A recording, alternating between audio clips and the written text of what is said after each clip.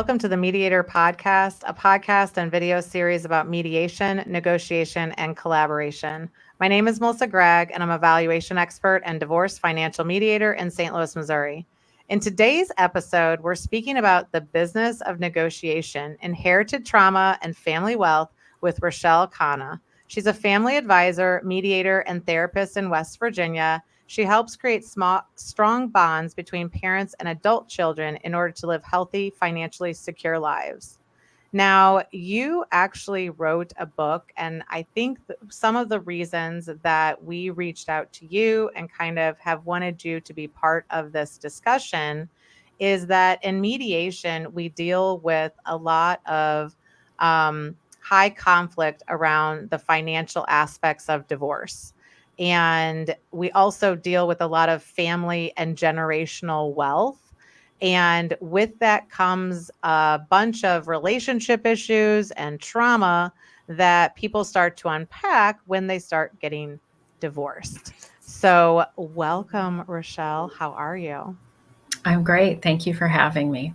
So I think that people in the accounting and finance space sometimes do not want to have these conversations, and people don't have conversations with them because they think they know everything, right? Either they show that off or they don't, but you probably see some of those patterns. What are other kind of money patterns that we're getting caught up in? So I'll start with the 5 liabilities of trauma that I identify in the book. And the first one is cycles of chaos. Now that can look like, when I say relationships, I mean your relationship with money, with your spouse, with your job, any of that. So cycles of chaos they can come from a lot of different type manifestations of trauma. And I would say they're the central thing that all the other liabilities kind of revolve around. Domestic, if there are domestic violence or domestic, problems, being able to communicate well in families. Does anybody have that family member that's like, there's that one family member who always wants to cause drama? They're just like the little tornado that's in the family. So that person might be more oriented toward chaos as comfortable. Mm-hmm. And families who have a legacy of generational trauma, chaos is comfortable. Right. So it's breaking out of that. So that's the first one. And I'm sure that's something that you see with divorce and I mean, that's how we got here in the first place, is because there were unresolved cycles of chaos that they just couldn't get through. Yeah. And I think sometimes it's very apparent and sometimes it's below the surface.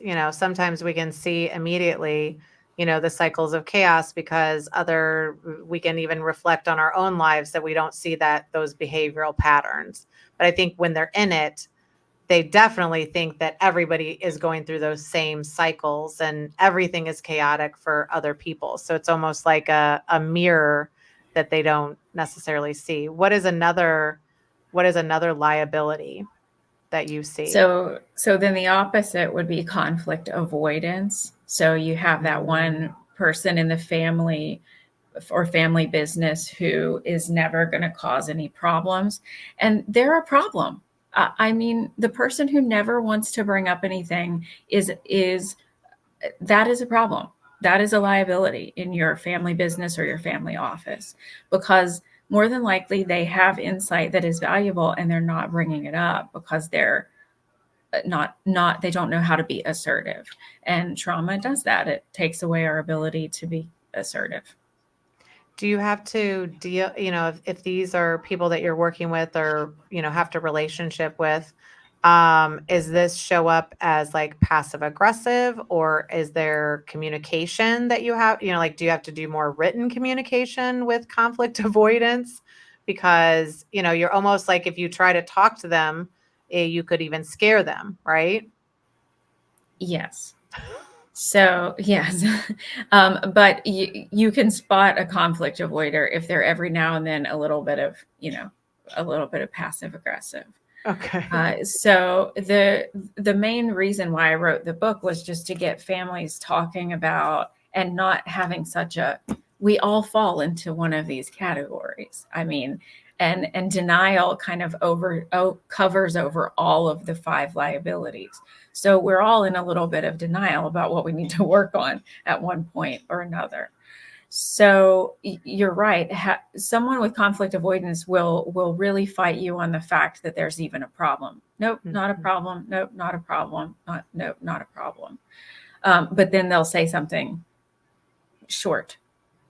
Well, that's your in to say, well, clearly there are things that you're holding on to, and then again, how do we make it safe? But a lot of times there's not an opportunity for someone like that to feel safe, because as the minute they start to feel safe, then somebody else has an explosion, or somebody else takes up more emotional space in the room, and they're just more comfortable not. Mm-hmm.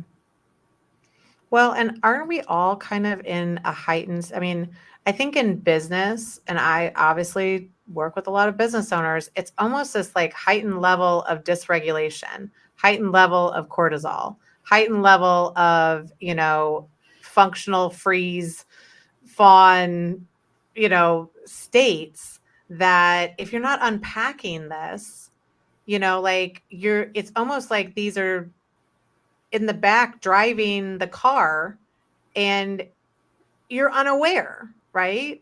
Like, are people just like shocked that these that you came up with 5 of these things and they resonate so hard with people? Because I don't think people are understanding that these layers of trauma are actually making them have issues with conflict. We see it as mediators, but do you see the people seeing it? And how can we change some of that? I think you bring up a good point. It is often really shocking to hear that this is actually what's driving your behavior. People don't know how much they're suffering, especially when it comes to inherited trauma. And my goal, and I'm sure your goal is that the opposite side of that is to be at work and be in a flow state, and understanding the narrative of your family's dynamics and getting rid of that is what allows you to be in a flow state. Now, you don't have to unpack all of that stuff. That's one way to do it. You can also just focus on getting into flow states and do it. Your family doesn't all have to be in therapy. They don't all have to be in mediation. If you're bringing flow states into the office or into the family dynamics, there will be a ripple. It may take a little bit of time, but there will be a ripple. Well, then so let's say I'm, even at my age, in my late 40s, I'm kind of dealing with a lot of different generations at work, at home, even out into the world, and you start to see some of these difficult personalities. How do I start to unpack some? Like, you can't say, oh, well, I think you've been traumatized and it seems like you have some deprivation, but we also, do I need to start kind of looking at those people in my life and say, okay, what's driving them? How can I work better with them? Or should I just focus on myself? I get a little confused trying to negotiate with everyone or placate them. How do you have recommendations for maybe difficult family dynamics? So boundaries is the key word. Anyone who's difficult for you, you need to be setting a different boundary with. And the first place that I would start with that is in cognitive therapy. They term them cognitive distortions. So that is self-work. You listen for your own distortions in your thinking, because we all have distortions in our thinking and perceiving the world. And once you start understanding, being able to label, for example, a common one that I get in people who can't negotiate, like they're just like, I cannot get through to this person. A lot of times what I'll hear is that the person on the other end is misdirecting them, is deflecting, is taking the conversation in a different direction. So I spend a lot of time teaching clients how to, nope, don't let them out of that. Nope, we're going to redirect them back to the point. They're running you in circles, and you're not going to be able to come to an agreement if they're constantly taking you off the tracks. So that's one example. The point is you need to be aware of what the person is doing so that you know how to respond. Mm-hmm. And labeling it is we need to label the behaviors so that we know how to respond to them. I think one of the biggest things that I learned in even going through mediation, not only as a professional, just understanding what's happened in this space, is that people very much conflict differently.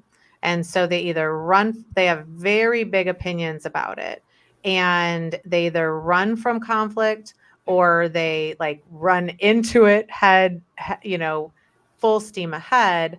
But for the most part, that's also a trauma response or has layers of it. And so, how do we look at, if we're negotiating for a lot of things in life, are we really continuing to look at how to negotiate with other people, or are we starting to become more clear? Like as a mediator, I'm saying become more clear in what you want. What are your options, as opposed to trying to figure out how to negotiate with all these different personalities? Because sometimes if you're negotiating from trauma, you're negotiating with a ghost, right?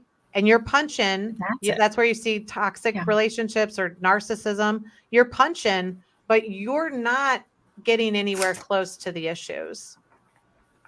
So you raised a good point. In the person who lacks negotiation skills, they either have unclear values, or they are not honoring their values, period, okay, in their interactions. So if we're letting someone take advantage of us and we know it, that means that I have a belief about myself. I don't deserve this, but I'm letting it happen anyway. And that might be one of the other trauma responses is people pleasing. So people pleasing is again a major problem when we think about who's causing the chaos in an interaction. We usually peg the narcissist, and not going to deny that they're the one who's usually mistreating the person. But if you're a people pleaser, then you have a responsibility to protect yourself, learn how to protect yourself, and not allow someone to mistreat you. So the fawn, as you said earlier, or the people-pleasing response is another really damaging thing in families.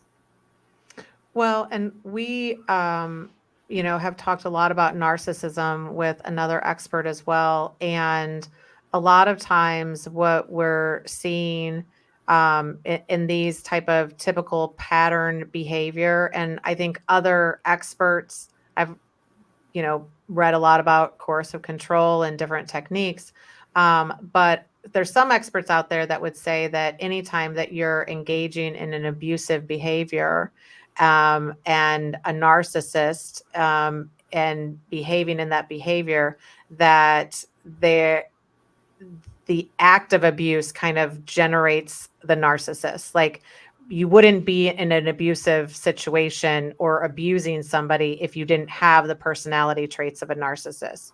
Have you heard of that or thought about that? And this is typically therapists would say, if you're abusing someone, because there's addictive behaviors, there's abusive behaviors, are you seeing some of those personality traits show up in these like high conflict families?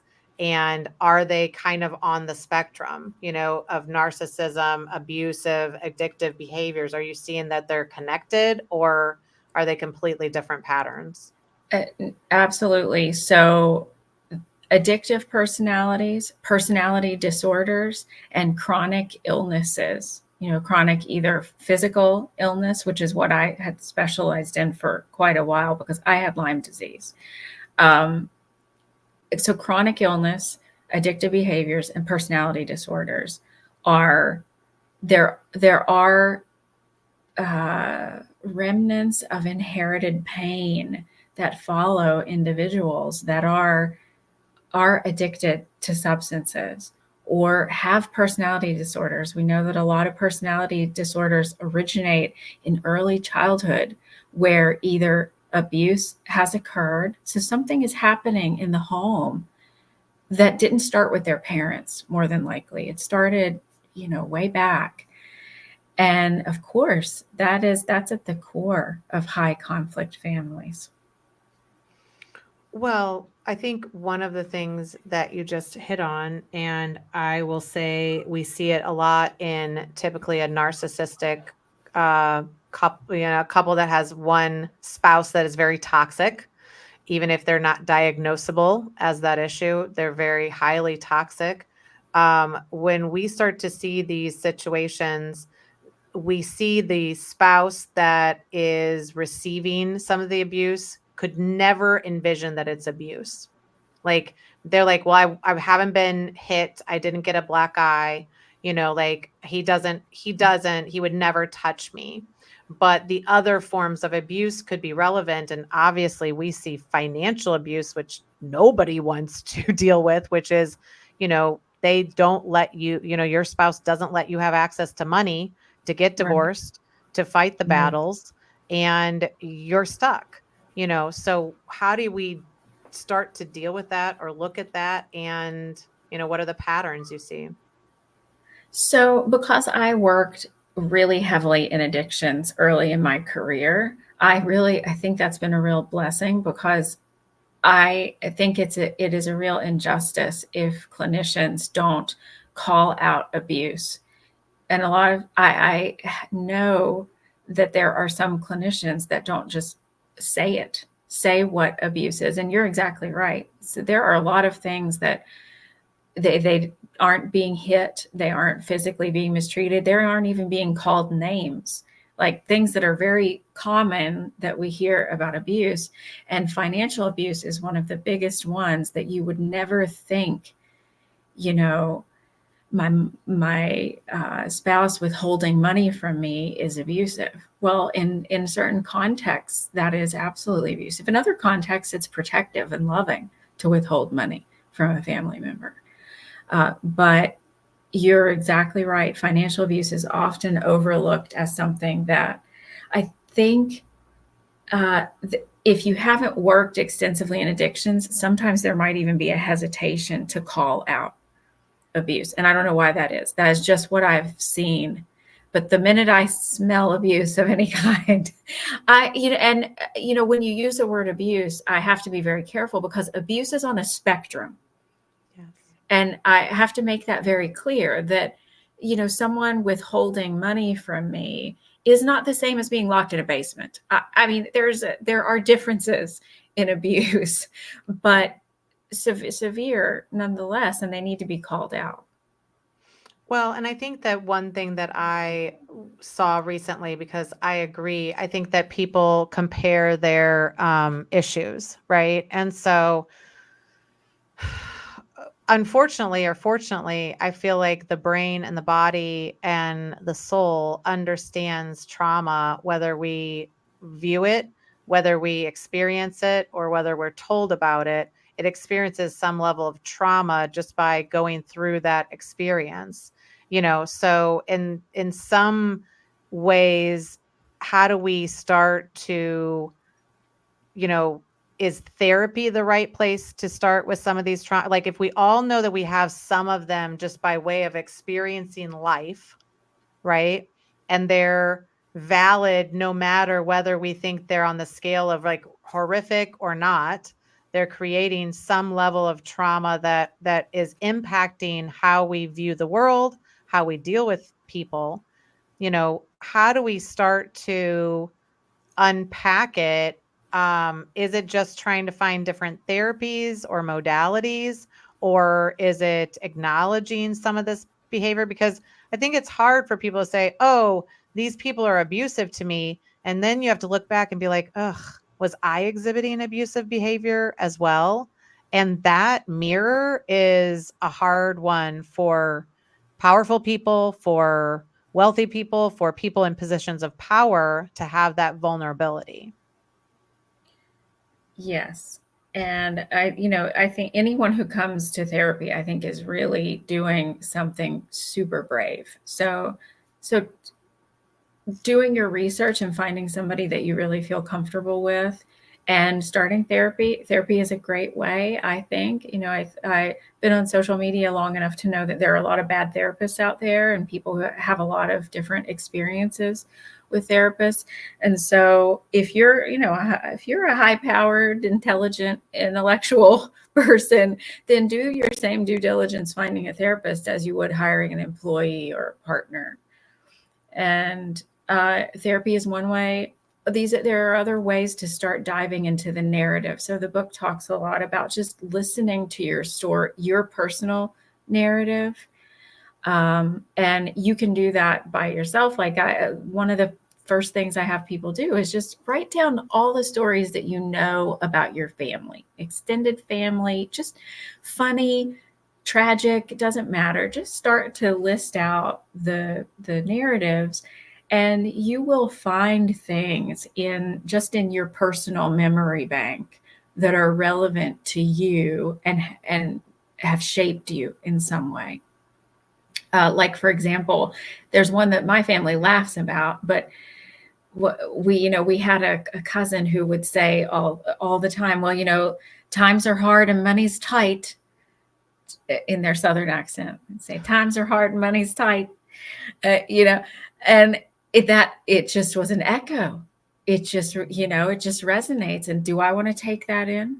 Are times hard and money tight in my life? I don't think so. Every time I hear it, I want to know, that's cousin Billy's or whatever, that's not mine. And I do a lot of encouraging people to just say, that's not mine. And I don't need to keep that. And I hope they recover from that, but I don't have to carry it just because it's a funny running joke in our family. It's not funny at the end of the day. It's destructive. Yeah. And sometimes those family jokes probably are continuing because they are just like a caricature of the trauma that people couldn't really enunciate, right? I just got chills when you said that, because that's exactly right. Yeah, you're right. It's an echo. And that's why my method is the echo legacy method, because we want to change the echoes so that our children hear a different calling from the past than that one.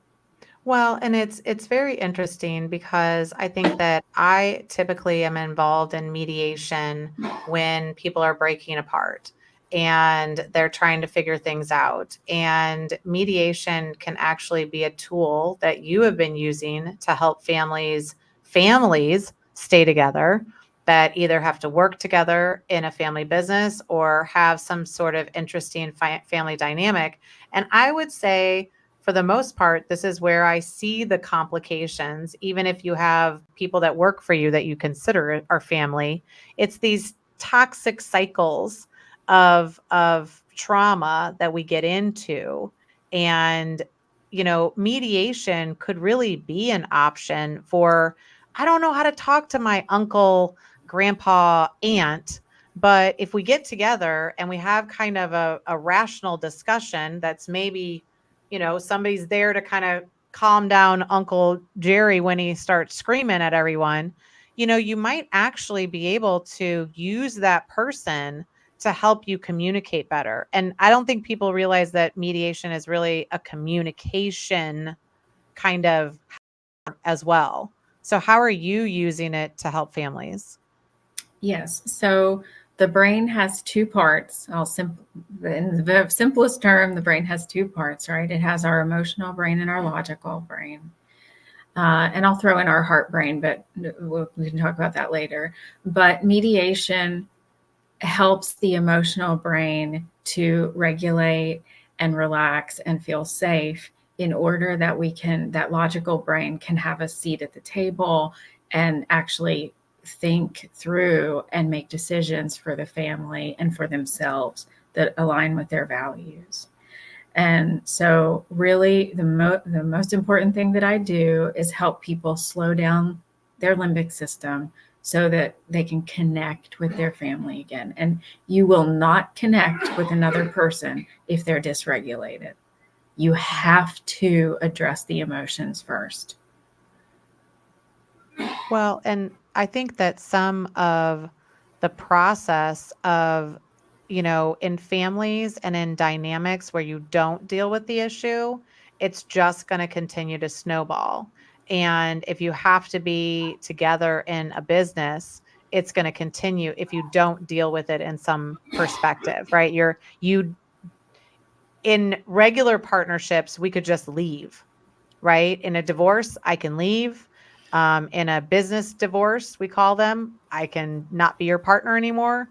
But sometimes in these family dynamics, there would be hesitation. Like I would almost encourage, if you can't come to a therapist, like if you can't convince people to come to a therapist because it's got some sort of connotation, that maybe a mediator would be Absolutely. your Yeah. option.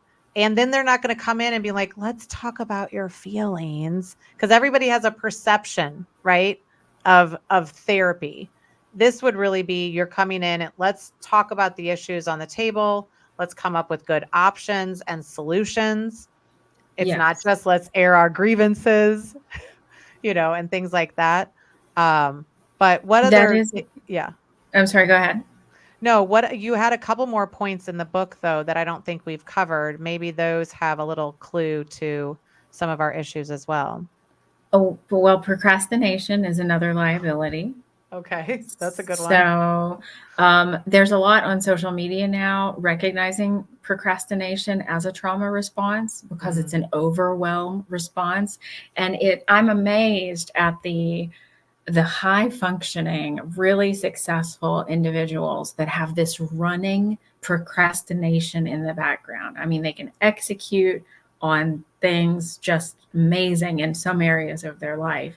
And then these other things are, I'll get to it later, or I can't focus. I don't have, where did my, what we call executive functioning go? Where did my ability to organize go? I'm such an organized person, but in this one area, I can't seem to put it together. Well, that's trauma. I mean, that's pretty clearly the limbic system is overwhelmed and not allowing you to think logically. So if you're a procrastinator, but you're like, but I'm also successful at the same time, I can do cool things.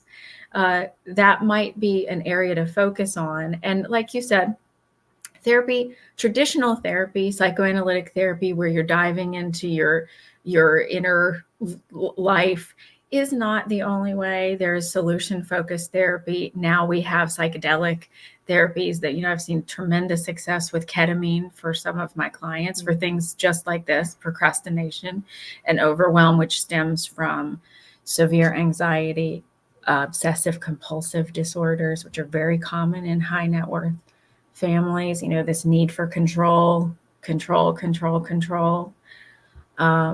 So there's procrastination. And then there's the last one, which is abandonment. And that's when the kids, I think there was a New York Times article, shouldn't you abandon your parents because they're jerks or something? There was isn't it time to abandon your parents? Well, in some cases, it is appropriate to abandon your parents. And in other times, it's because there was a wound that legitimately can be healed. And abandonment wounds are some of the most painful wounds that we can experience as human beings. Well, and I guess, to kind of bring it all full circle about traumas, because I think that in the procrastination one, somebody was talking online about how that's also attached to perfectionism. And I'm like, oh, dang it. I don't, like you look at these and you're like, I don't have that. I'm just a perfectionist.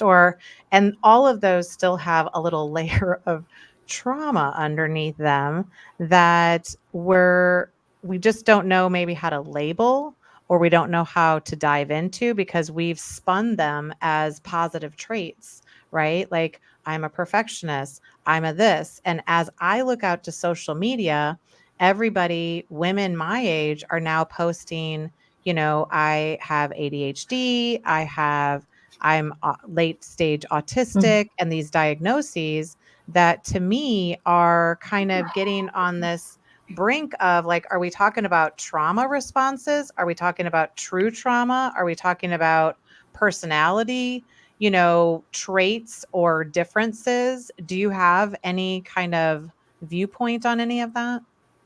Well, I do specifically there is an overlap, a clear overlap between ADHD and a trauma response, and they do look very similar in the middle. And I personally think that there's a lot of overdiagnosis of ADHD when actually it's a trauma response. And I think a lot of my peers would agree with me on that ADHD was kind of a way to kind of catch all things, but the disorganization and challenges with executive functioning, it's undeniable that can be a trauma response, because that is exactly what's happening in the brain. So, yeah. Well, and I bring it up because I have the benefit or the detriment to have a father who's a neurotherapist. And so he's tested out my brain. And I swear, I'm just like, I have ADHD. Like, I'm autistic. I have all of these symptoms. And it's interesting because like very high functioning executives, especially women who were doing all of these things and were overwhelmed, it's almost like we should start looking at maybe a lot of these are trauma responses and start to dial them back, as opposed to like, we can have everything. I can be everything. I'm afraid that has created some of these issues, right? With some of this drive, and that we don't talk about some of the difficulties for it. Like the one thing that I used to hate that people would say about marriage was it was hard. Marriage is so hard.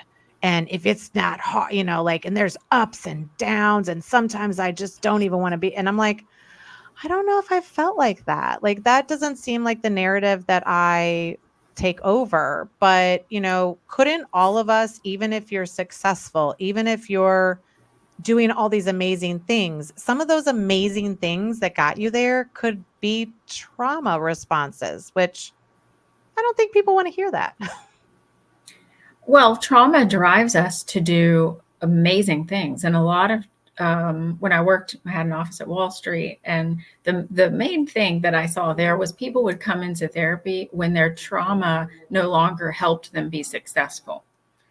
And so it's like, I work great under chaos. All the things, it's like, I function well in dysfunction. Right. And I've built my company to X amount of dollars, and now I'm stuck. And I'm like, well, yeah, you're stuck because your trauma response, that was you did an amazing thing with all that baggage. Amazing. Now imagine what you can do without it. And that's the really cool thing about this work, is because when you get freed up from that, and it is in our narrative, as a hypnotherapist and NLP, I teach neurolinguistic programming as well. And our words are very, very important, very important.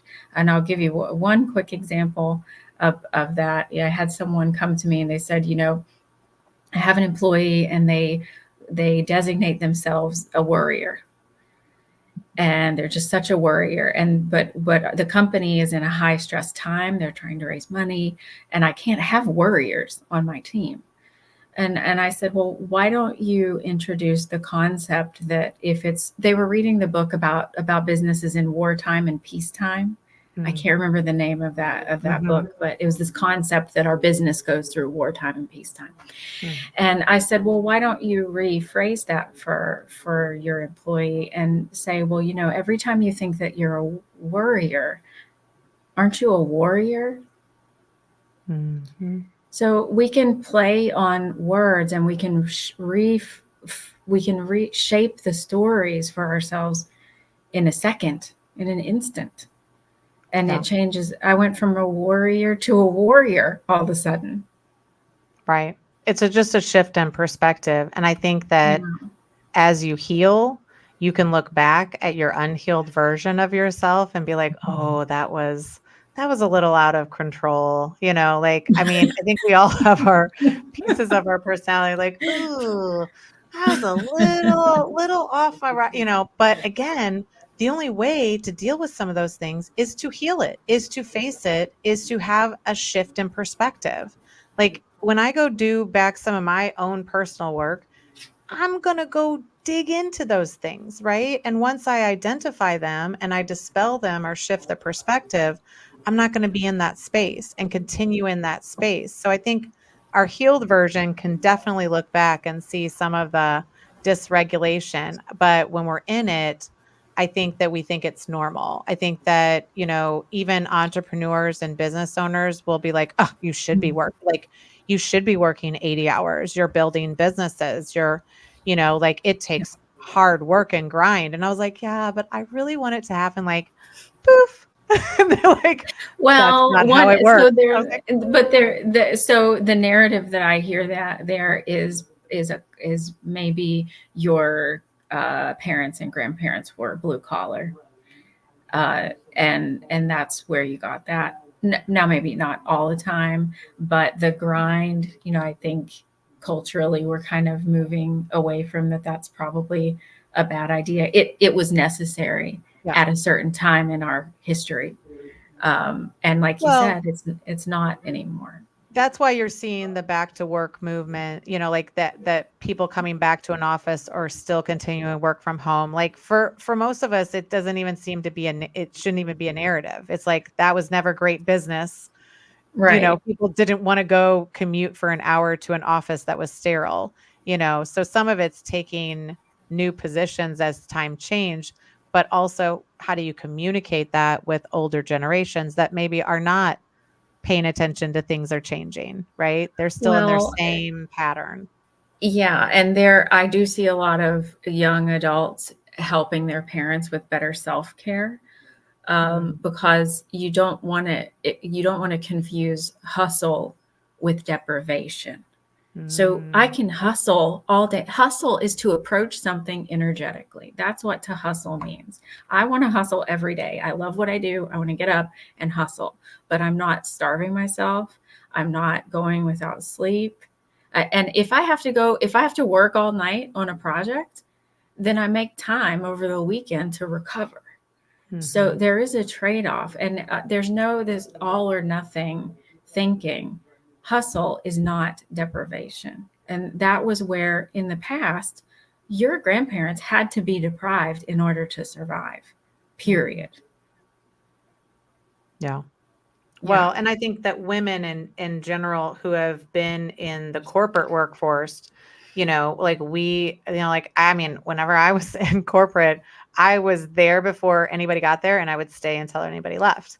Right. And that was how you would get ahead. And it's just those edicts aren't happening anymore. But an older boss could definitely think that, oh, you left early, you came late, you had to drop your kids off. Oh, you're one of them.